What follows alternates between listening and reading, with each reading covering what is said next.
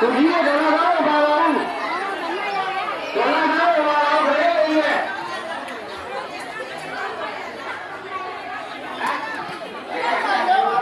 ခလေးတွေပါဆိုတော့လူကြီးတွေပါဆိုရင်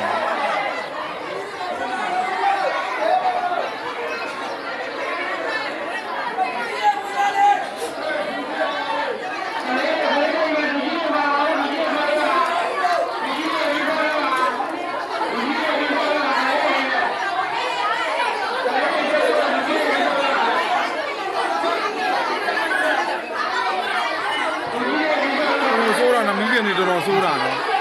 ဟိုသားသမီးတွေဘယ်လိုလဲဖတ်